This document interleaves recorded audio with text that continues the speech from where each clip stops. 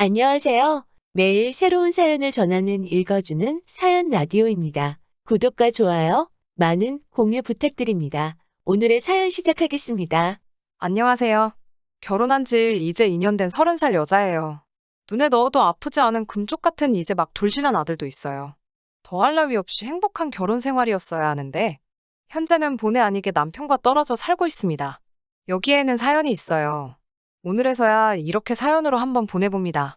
저는 되는 대로 살아왔던 제 과거를 뒤로하고 마음 고쳐먹고 고시 공부를 하겠다며 아르바이트를 병행하면서 혼자 고시원 생활을 하고 있었어요. 남편도 그때 고시촌에서 만났습니다. 남편은 아무것도 없이 혼자이므로 힘들게 살아가는 저를 응원해주고 아껴줬고, 그렇게 우리는 서로 결혼을 약속하게 되었습니다. 아무것도 없는 저를 아껴주던 그 모습에 이 사람이라면 평생을 함께해도 되겠다는 생각이 들었어요. 당시 남편의 나이가 34으로 공무원 준비하기에도 조금 늦은 나이였고, 저와도 나이차가 많이 났지만 항상 차분하고 어른스러운 모습에 남편의 청혼에 알겠다고 응했습니다. 친정부모님은 남편이 직업도 없고 구급공무원 준비하기에도 조금 늦은 거 아니냐며 내키지 않아 하셨는데, 결국엔 제가 내린 결정이니 알아서 잘 했을 거라 하시며 결혼을 허락해 주셨어요. 저도 30을 다 바라보고 있던 시기이기도 하고, 남편은 이미 혼기가 지나 있었기 때문에 결혼은 정말 빠르게 진행되었습니다. 양가상결례를 하는 자리에서 시부모님은 저희 부모님에게 어디에 사시냐고 물어보더라고요. 서울 서남권 쪽에 살고 계신다 대답하니 살짝 표정을 찡그리시고는 별다른 말을 하지는 않으셨어요. 그 질문을 하신 의도가 무엇인지 처음부터 눈치챘더라면 이런 일도 없었을 텐데 하는 생각이 들 때가 있어요. 아마도 그 동네가 워낙에 서울에서도 낙후된 지역이라 사는 곳을 가지고 저희 부모님을 평가하셨다는 걸 이제서야 이해했으니까요. 저는 허례허식도 싫었고 고시원에서 아르바이트를 하며 지내는 저를 보고 남편도 그런 제 사정을 배려했는지 결혼식은 굉장히 작은 규모로 치러졌습니다. 소규모 결혼이었는데 남편 쪽 하객도 거의 없었고 저도 거의 친척들만 참석한 정말 작은 결혼식이었어요. 당시 공무원 준비를 하던 남편도 모아놓은 돈이 거의 없었기 때문에 시가의 원조를 받아서 시댁 근처에 작은 신혼집을 마련해 주셨어요. 거기서 신혼살림을 시작하게 되었습니다. 저는 대학을 졸업하기는 했지만 학교도 성적도 그렇게 좋은 편이 아니었기 때문에 취직을 하기에는 많은 어려움이 있었어요. 그래서 지난날을 후회하고 마음을 다잡고 시작한 게 공무원 준비였는데, 결혼을 하고 나니 남편은 저에게 고시 공부는 이만 포기하라고 하더라고요. 아르바이트를 병행해서 시간이 모자랐지만 그때쯤 모의고사 점수도 좋았고 조금만 더 공부하면 합격을 할 수 있을 것 같다고 말을 했지만, 남편은 제가 집에서 전업주부의 삶을 살았으면 좋겠다는 식으로 이야기를 하더라고요. 알겠다고는 대답하기는 했지만 그렇다고 여태 힘들게 준비해온 고시 공부를 진짜로 포기할 생각은 없었습니다. 결혼 초반에는 남편이 아직도 고시 준비를 한다고 수입이 전혀 없었기 때문에 대부분 시댁의 지원을 받아 생활해야 했어요. 저는 고시 공부를 하면서 하던 아르바이트를 그만두지 않은 상태였기 때문에 아르바이트를 시간을 늘려서 생활비를 보태면 남편 몰래 계속 공부를 하고 있었어요. 그런데 하늘도 무심하시게 그 상황에 덜컥 아이가 생겨버리고 말았어요. 남편도 나이가 있고 시댁에서 손주 보기를 엄청나게 기대하고 계시는 걸 알기 때문에 어찌할 방도를 찾지 못하고 저는 결국 그렇게 열심히 준비했던 공부를 포기하게 되었습니다. 그래도 아이가 생겼다는 사실에 일말의 책임감을 느낀 건지 남편도 고시 공부를 그만두었고 변변찮은 중소기업에 취직을 했어요.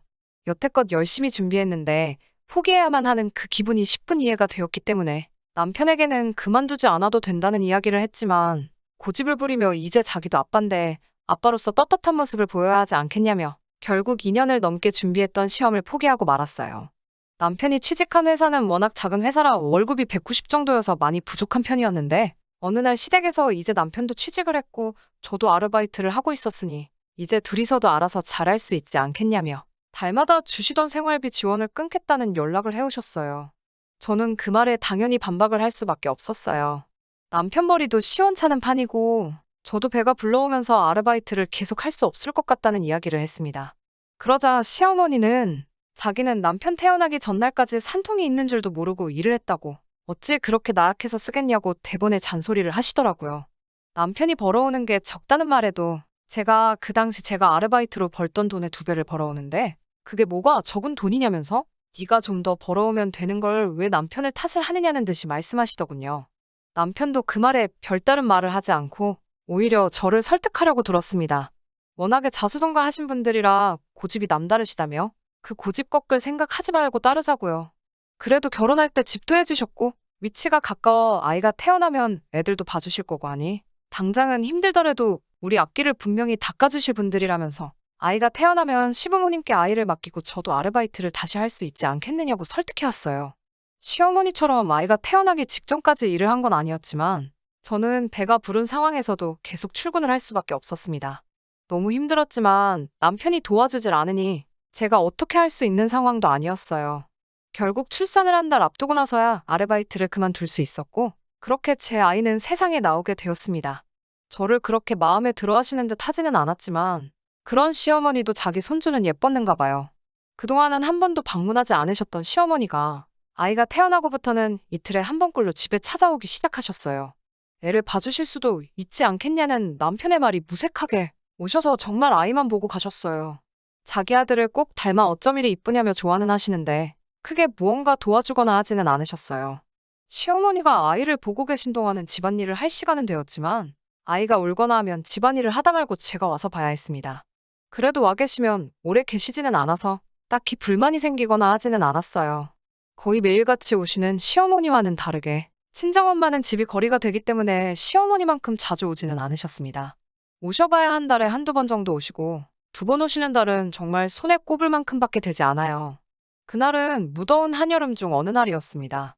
친정엄마가 웬일로 지나가다가 들르셨다며 오랜만에 방문을 하셨어요. 유독 더위를 많이 타시는 분이라서 저는 당연히 에어컨을 틀어드렸어요.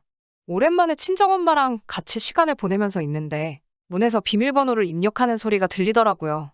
남편은 회사에 가 있는 시간이니 비밀번호를 눌러 집에 들어올 사람은 안 봐도 시어머니 단 한 분뿐이었습니다. 시어머니는 친정엄마가 와 있는 걸 모르고 평소처럼 자기 집 드나들듯이 들어오셨다가 대번에 친정엄마를 보더니 언짢은 표정으로 쓱 쳐다보더라고요. 그러다가 에어컨이 켜져 있는 걸 보시고는 안절부절 못하고 계셨습니다. 괜히 아이 보고 있는 친정엄마 근처를 어슬렁대시면서 사돈은 춥지 않으세요? 으슬으슬 추운 게 감기가 오는 것 같네.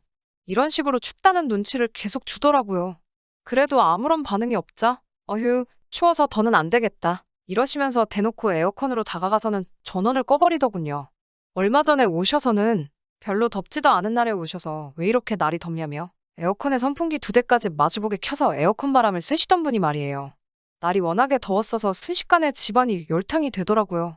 안 되겠다 싶어서 에어컨을 다시 켰는데 시어머니가 땀을 뻘뻘 흘리며 집안이 이렇게 선선한데 무슨 에어컨이냐고 하면서 핀잔을 주셨어요. 친정엄마는 눈치를 보시다가 괜찮다고 약속이 있으니 이제 가봐야 한다고 일어나시더라고요. 시어머니께서 사돈어른 벌써 가시게요? 어디 가시는데 일이 급히 가시나 하고 물어보셔서 친정엄마가 골프 약속이 있어서 지나가다 들른 거라고 이제 가볼 거라고 하고 나중에 또 들르겠다고 하시고는 떠나셨습니다. 시어머니는 친정엄마가 나간 문 쪽을 향해서 어이구 그래도 남들 하는 건 다 하고 사셔야 하는가 보네 하면서 빈정대듯이 이야기하시더라고요. 그때 저는 그게 설마 나쁜 뜻으로 하신 말일까 하고 그냥 넘겼어요. 아무튼 그날이 지나고 며칠 뒤에 또 친정엄마가 오셨어요. 그날은 무슨 약속이 있던 건 아니었고 지난번에 너무 급하게 간 것 같아서 마음이 무거웠다면서 이것저것 양손 가득 먹을 거랑 해서 바리바리 싸들고 오셨어요. 다른 점이 있다면 이날은 시어머니가 이미 저희 집에 와서 아이를 보고 계신 상황이었어요. 엘리베이터가 없고 계단만 있는 빌라였기 때문에 양손 가득 이것저것 들고 들어오시느라 땀을 많이 흘리셨길래 친정엄마를 에어컨 바람이 잘 드는 자리로 앉혀드리고 에어컨에 전원을 넣었죠. 그랬더니 시어머니가 그걸 보고는 날이 이렇게 추운데 무슨 에어컨이냐면서 대번에 전원을 꺼버리더라고요. 친정엄마가 더위를 워낙 많이 타시는 것도 알고 워낙에 날도 더웠기 때문에 저는 시어머니께 담요 하나를 가져다 드렸어요. 어머님, 추우시면 잠깐 이거라도 덮고 계세요. 저희 엄마가 더위를 워낙에 많이 타는 분이셔서요. 라고 말씀드리고 에어컨을 틀었습니다. 그랬더니 그 말에 대번에 시어머니가 건네드린 담요를 제 얼굴로 집어던지면서 화를 버럭 내면서 본심을 말하더라고요. 사돈어른이 참 경우가 없다며 저희 엄마에게 에어컨을 쓸 정도로 더운 날에는 집에 있으셨어야지. 여기는 왜 오셨냐면서 화를 내더군요. 에어컨 바람이 쐬고 싶으면 은행에 가던가 하면 되는 것을 반찬 몇 개 가지고 왔다고 어떻게 여기로 피서를 올 수가 있냐며 화를 냈어요. 그러면서 저한테도 너도 그러는 거 아니라고 에어컨을 그렇게 틀면 전기세가 얼마나 나오는 줄 아냐면서 화를 냈어요. 적당히 더우면 선풍기 정도면 되는 걸 가지고 왜 에어컨까지 키냐고. 우리 아들이 밖에서 땀 뻘뻘 흘리며 힘들게 버는데 너 혼자만 집에서 조금 덥다고 에어컨을 키는 게 경우가 많냐는 말을 하시더군요.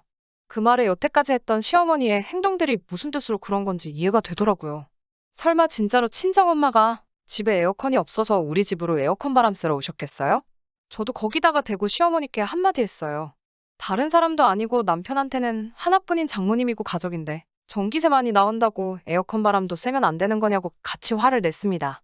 그랬더니 시어머니가 저에게 네가 감히 어디다 대고 말대꾸를 하냐며 화를 냈습니다. 말이 끝나자마자 친정엄마가 시어머니의 말을 끊더니 최대한 예의 있고 정중하게 한마디 하시더라고요. 사돈어른, 말이 너무 지나치신 것 같네요. 방금 하신 말에 책임지실 수 있겠습니까? 하고 말씀하셨어요.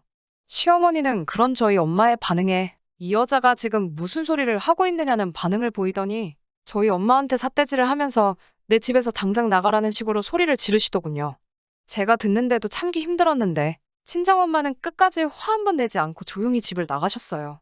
나가면서 남편하고 이야기해보고 전화를 달라고 하셨습니다.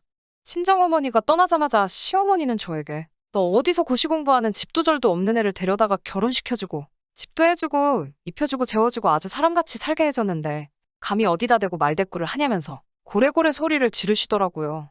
이 집도 자기가 사준 거나 마찬가지고 바꿔 말하면 내 집이나 다름없는데 내 집에서 공짜로 먹고 자면서 남편이 벌어다주는 돈으로 호의호식 하고 있으면 나 죽었어 하고 내 말을 들어야지. 고작 니네 엄마 더워 보인다고 애 낳은 게 대수라고 일도 그만둬서 이젠 돈 한 푼 안 벌면서 너그 엄마 왔다고 에어컨을 키는 게 가당키나 한 이야기냐며 고래고래 소리를 지르시더라고요. 정말 서운하기 그지없는 이야기였습니다. 그날 퇴근한 남편에게도 이 이야기를 했어요. 저를 위해 목소리를 내줄 거라 생각했던 남편의 입에서 나온 소리에 저는 경악을 금치 못했고 제가 사람 보는 눈이 없었구나 하는 후회가 몰려오기 시작했습니다. 남편의 반응은 시어머니보다 더하면 더했지 절대 부족하지 않았어요.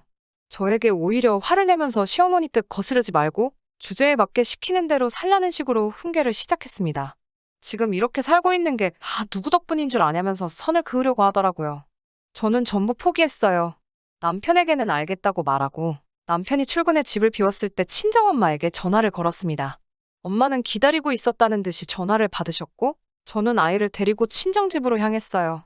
제가 아이를 데리고 집에서 나갔으니 집에선 한바탕 난리가 났나 봐요. 전화기가 쉴 틈 없이 울려대면서 저에게 지금 뭐 하는 짓이냐고 욕을 하길래 주소를 하나 불러주고 거기로 오라고 했어요. 서울 서남권 가난한 동네에 있는 친정집 말고 조금 다른 곳이었지만요. 그곳에 도착한 남편과 시어머니의 태도는 순식간에 돌변하고 말았습니다. 그 집에는 저와 아이가 있었고 이미 먼저 와 계신 친정엄마도 오랜만에 한껏 차려입고 오셔서 시모와 남편을 맞이했어요. 그 집은 아버지가 투자 목적으로 가지고 계신 한강조망권에 20억이 넘는 신축 아파트였습니다. 상황 파악을 못하고 어리둥절해하는 시모에게 친정엄마가 한마디 하시더군요. 사돈, 그 말에 책임지실 수 있다고 하셨죠? 남편과 시어머니는 친정엄마의 말에 쩔쩔매면서 아무 대답을 못하더군요. 그동안 이 사실을 숨긴 저희 잘못도 크긴 하지만 거기에는 다 이유가 있습니다. 사실 저는 부족함 없는 유복한 가정에서 자라왔어요. 친정아버지 앞으로 빌딩도 몇 채가 있고 투자 목적으로 가지고 계신 부동산 재산이 상당합니다. 친정부모님들은 검소하신 분들이고 재력을 남들에게 과시하거나 하지 않으십니다. 생활권 좋은 지역에 아파트도 몇 채 가지고 계시기는 하지만 지금 사는 곳이 정도 많이 들었고 이 집에서 좋은 기운을 받아 이렇게 부자가 되었으니 떠나고 싶지 않다며 돈을 많이 버신 후에도 부촌으로 이사가지 않고 맨 처음 시작한 작은 연립에서 아직도 살고 계십니다. 사업상 이유 때문에 골프 정도는 자주 다니시긴 하지만 절대 재력을 과시하거나 하는 분들이 아니십니다. 제가 철없던 시절에는 항상 겸손해야 한다는 부모님의 말씀을 귓등으로 듣고는 했습니다. 부모님의 재력이 마치 저희 재력이라고 생각했고 정말 생각 없이 살아왔지요. 제 주변은 저와 친해지고 싶은 사람들이 가득했지만 제 곁을 지켜주던 그 많은 사람들이 저라는 사람을 위해 있던 게 아니라 제가 가지고 있는 돈 때문이었다는 사실을 깨닫는 데까지는 상당한 시간이 걸렸습니다. 그때 정말 많은 후회를 하게 되었고 그 뒤로 부모님의 도움 없이 혼자임으로 제 진짜 인생을 살아보고 싶었어요. 그때 시작한 게 공무원 시험 준비였고 그때부터는 부모님 곁을 떠나 비좁은 고시방에서 아르바이트를 해가며 혼자임으로 한참 새 시작을 준비했을 때였습니다. 그런 상황에서 제가 확신을 갖고 결혼까지 하기로 정한 사람을 데리고 왔으니 부모님은 그때부터 이미 아니란 걸 알았지만 제가 내린 결정을 존중해주기 위해서 아무 말씀 안 하셨던 거죠. 하지만 제가 힘들다고 할 때 언제든지 도와주기로 결심하셨다 합니다. 그리고 지금 이 상황, 친정엄마가 떡하니 보고 있는 상황에서 에어컨 한번 켰다고 입에 개거품을 물며 갑질하는 시어머니를 보고 나니 엄마도 더 이상 이 결혼 생활을 유지할 이유가 없다고 판단하셨던 거예요. 시댁과 남편 눈에는 고시원에 혼자 살며 아르바이트로 생계를 유지하는 제가 가난한 집 여자로 보였나 봅니다. 마침 친정부모님이 사는 곳도 서울에서는 가난한 동네에 속하는 데다가 과시욕이 없으신 두 분인지라 모르고 보면 정말로 알 방법이 없거든요. 그들에게는 단지 제가 대를 이을 아이를 낳아주고 홍기 놓친 남편의 뒷바라지를 군소리 없이 할 수 있고 집도 해주고 생활비까지 해주는 시모가 시키는 대로 하는 최적의 종년이자 식모였던 거예요. 저는 그들에게 며느리라거나 같이 인생을 함께할 동반자가 아니었던 거였죠. 못 배우고 가난해 보이는 여자를 물어다가 자기들이 저에게 집이라든지 생활비가 지분에 넘치는 대우를 해줬으니 그들의 뜻을 꺼르지 않고 시키는 대로만 하는 식모. 그 이상도 그 이하도 아니었던 거였어요. 숨겨왔던 친정의 진짜 재력을 알게 되자 시모도 남편도 친정엄마의 앞에서 쩔쩔 매더라고요. 방마다 에어컨을 빵빵하게 틀어놓은 집안에서 땀을 절절 흘리고 있더라고요. 그 모습에 엄마는 시모에게 그렇게 추위를 많이 타시더니 지금 보니까 그렇지만도 않은 것 같네요. 하면서 한마디 하셨어요. 결국 강경한 친정엄마의 모습에 두 사람은 모든 걸 포기한 것처럼 보였습니다. 돌아가면서 친정엄마에게 대를 이어야 하니 아이만이라도 데려갈 수 있냐고 물어보시더라고요. 엄마는 대번에 그 말에 그건 법원이 정해줄 일이에요 하고 일축하셨습니다. 이혼 소송이 진행되는 과정에서도 법원은 저희 편이었습니다. 제가 살고 있는 집이나 모든 것들이 부모님의 소유였기 때문에 남편이 그 재산에 기여한 바가 없어 제가 지불해줘야 할 위자료도 전혀 없었고 아직 1살밖에 안 되는 아이였기 때문에 아이의 복리나 발전에 있어서도 저와 있는 게 더 유익하다는 판결이 나서 양육권도 제가 가져올 수 있었어요. 부모님은 제 결혼 자리는 더 좋은 사람으로 찾아봐 줄 테니 걱정 말라고 하셨습니다. 비록 그 결혼에 제가 한 번 실패한 결혼처럼 사랑은 없을지라도 적어도 사람다운 사람과 짝을 지어주신다고 약속하셨어요. 이 일이 있고 난 후 저는 아이와 둘이서 그 집에서 살고 있습니다. 그동안 너무 곱게 자라서 세상 물정 모르고 살아왔다는 게 너무 후회가 되기는 해요. 제가 좀 더 부모님의 말씀을 일찍 깨우쳤더라면, 사람을 진실되게 보는 눈을 가지고 있었다면 아무 잘못 없는 제 아이한테 새아빠를 만들어줄 필요조차 없었을 테니까요. 아이에게는 미안하지만 앞으로 시작할 아이와 저희 새 인생에 앞으로 좋은 일만 한가득 생겼으면 좋겠습니다. 그럼 이만 사연 마치도록 하겠습니다. 긴 이야기 들어주셔서 감사합니다. 오늘의 사연은 여기까지입니다. 구독과 좋아요, 알람 설정해주시면 앞으로 더 좋은 사연으로 찾아오겠습니다. 감사합니다.